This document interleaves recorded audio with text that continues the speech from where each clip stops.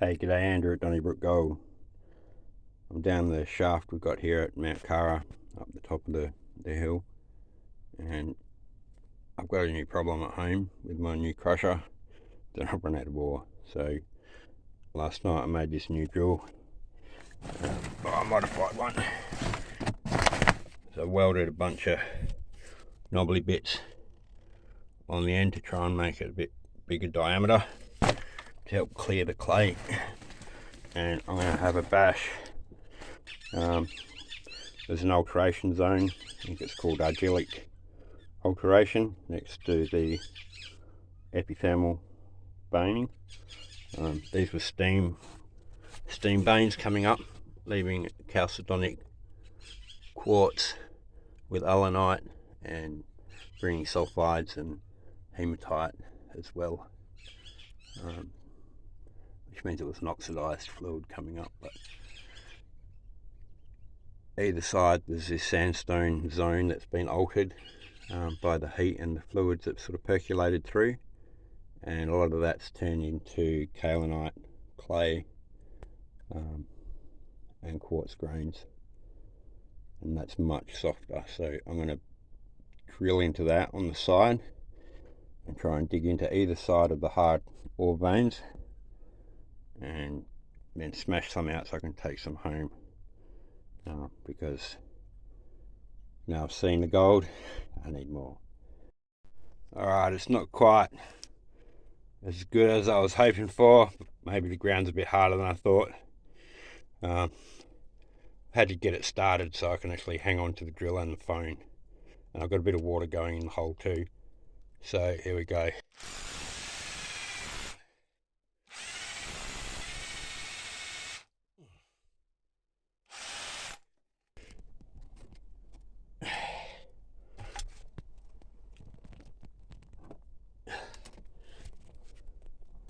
So it's gone in an alright way, but it's not going to dig me the ore, so I'm going to take it off and switch back to the other bit. Okay, you can see I've chiseled out either side of this main vein up there, and then I'm on the footwall of this quartz vein here, so I can chop in that way and drop that down into my, I've got these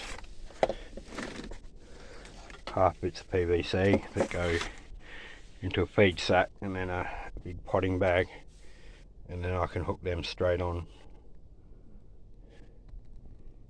and yoink them up. So I'm just showing you before I drop this seam out.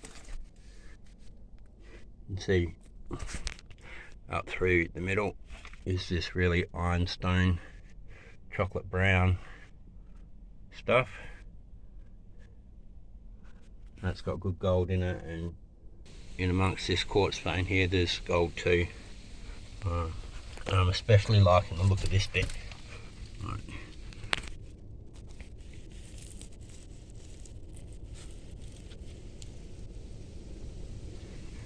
As I go down, that seems to be getting a little bit wider and more juicy looking.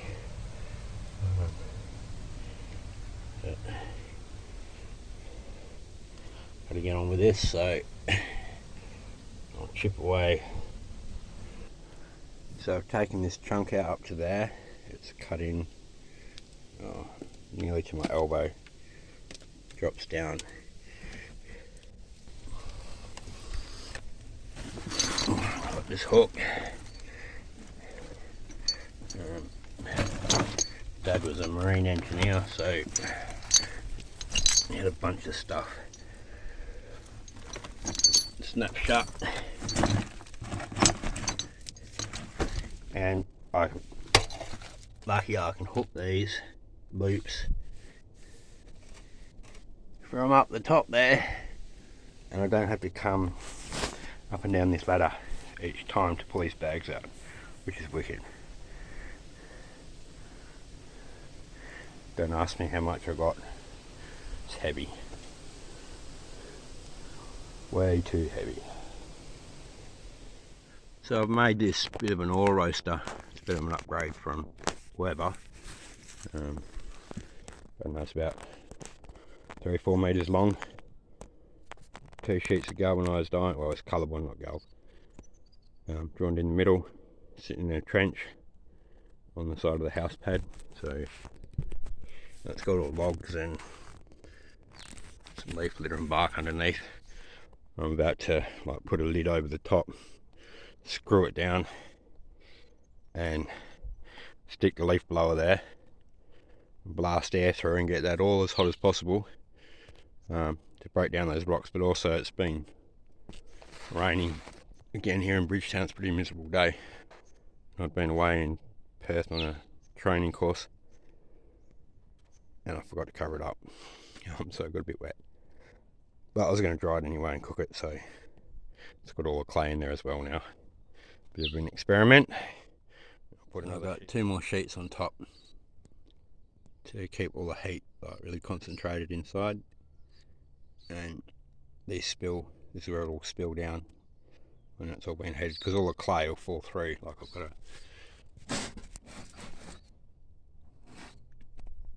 that wire mesh is sitting on top of all the fuel, and then there's leaves on top of that, and then I put all my ore with clay and rocks on top of those leaves. So the plan is all the fine stuff should just drop through and leave all the bigger rocks sitting on top of that mesh, and classify it for me as well as roast it. So fingers crossed. I'll go and get some wolfwood and we'll get this thing going.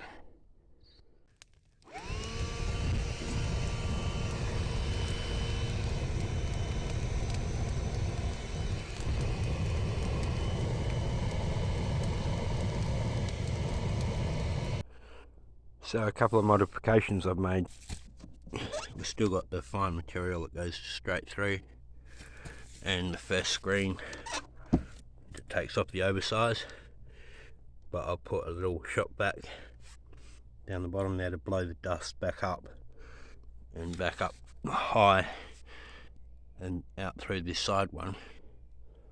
So anything that goes in that pipe there is suspended in the air, dust, comes up here and goes into the sluice.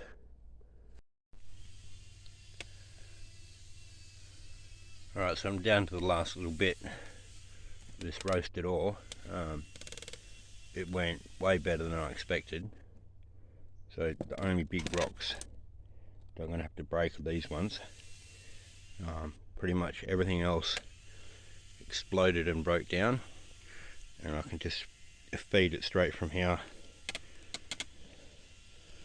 into the crusher, and then the dust goes down there, and I've got all my bags and everything. So you'll be seeing this again, I'm sure. This made it so much easier to process material. Definitely be firing this up again.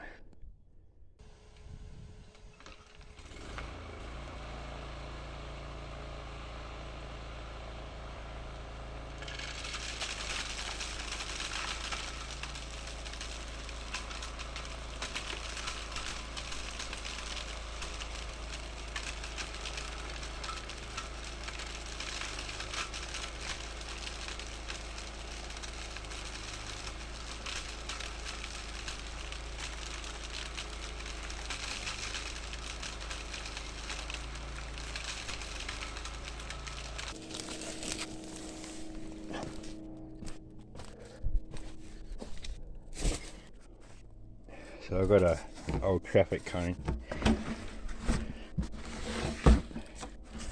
just being a big funnel.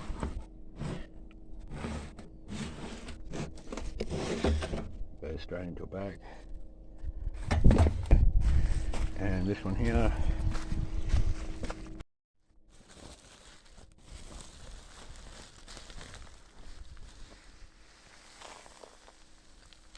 so I finally got this dialed in. Taken me all day, had a few blockages. Got this nice hopper rope with a knot which blocks the hole so I can shut off the flow so it doesn't spill all over the ground like it did earlier, and then straight down there into the sluice. So we'll go down there in a minute, but I'll just fire this up and get some running through this auto hopper.